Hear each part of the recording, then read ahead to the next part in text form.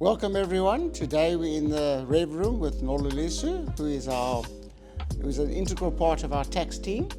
Nolu, tax season is upon us. Are you looking forward to it? What are your expectations for this year? Hello, Wayne. The tax season opens for auto assessments and the personal individual tax filings. And today we're going to be covering the filing period together with auto assessments and the must-have documents when you do your tax returns. Yes. Okay, give us a quick recap, Nolu, on what are the dates for the filing season for 2025? Okay, the auto assessments open from the 7th up until the 20th of July 2025.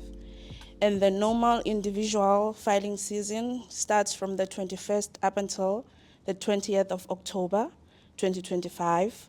The provisional taxpayers open from the 21st of July up until the 19th of January 2026. And the trust filing season is from the 19th of September up until the 19th of January 2026. Wait.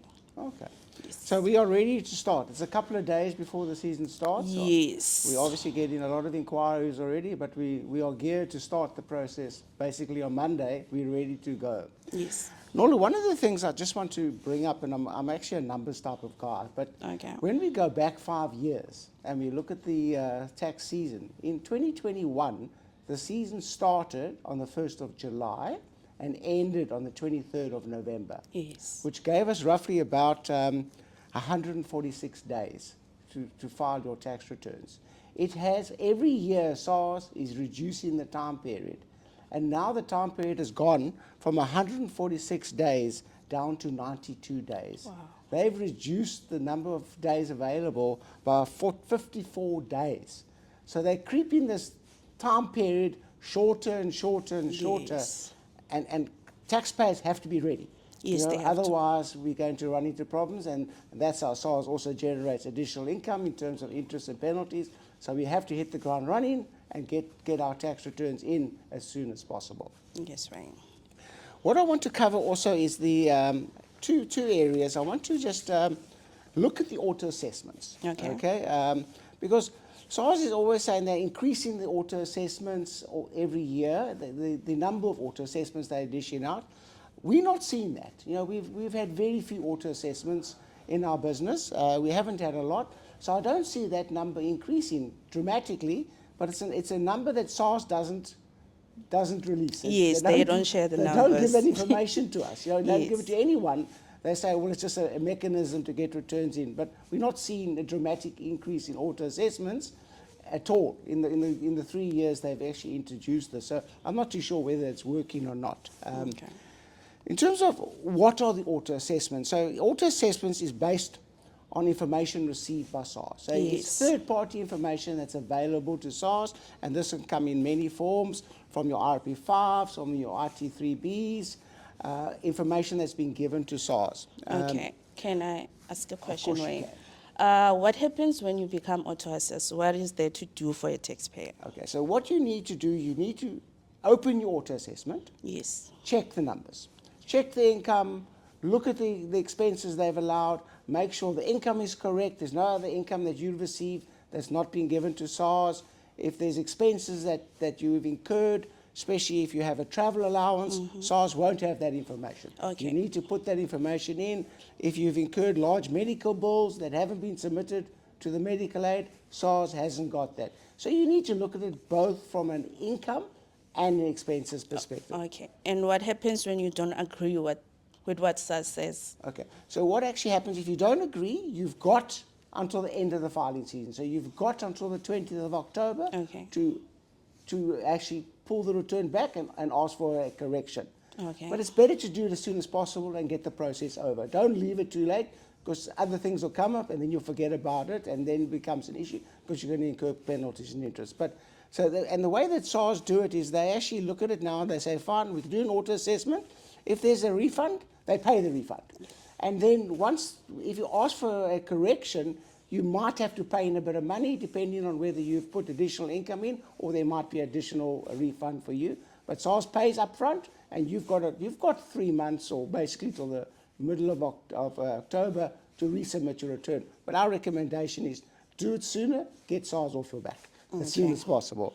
All right. And another thing that you as a taxpayer need to know is that you need to have all the required documents.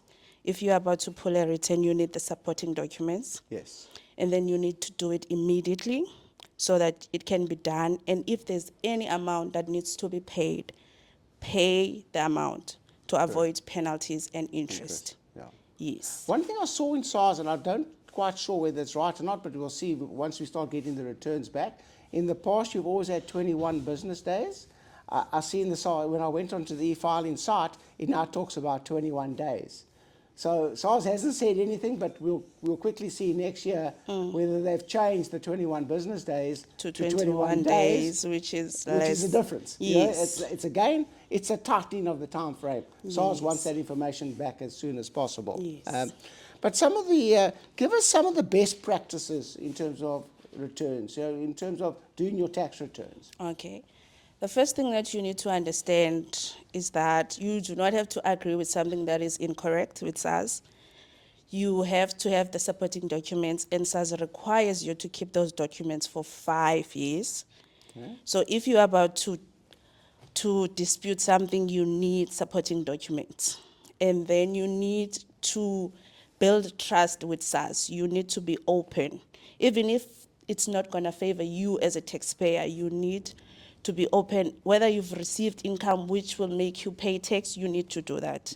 And you need to be accurate, and you need to be on time with filing your returns. And then you need to pay your debts. Yeah, I think it's important for everyone. Yes. That's what the country runs on. But I think if we quickly look at some of the must-have documents that we should have in our possession before we submit our return. One, we have the normal IRP5s, we have the IT3As from financial institutions for annuities. We have interest, which is the IT3B. You get that from your bank. It's available online. We have the medical tax certificates that you get from your medical fund. You can also ask them or download the tax summary, which then gives you details of all the expenses.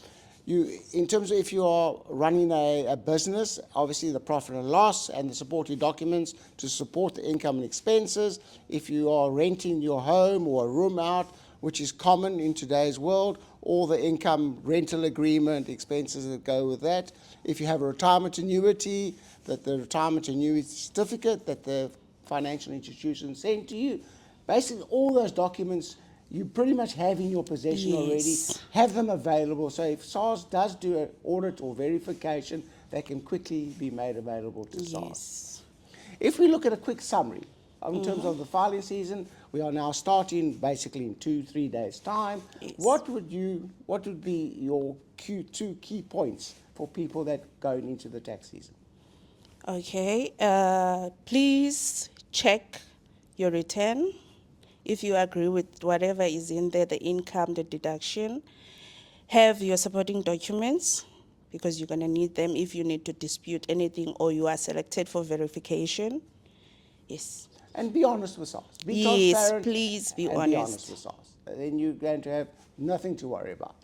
Thank you for tuning into the Rev Room. Hopefully you've taken out some points from our discussion, and we'll see you again soon. Thank you very much.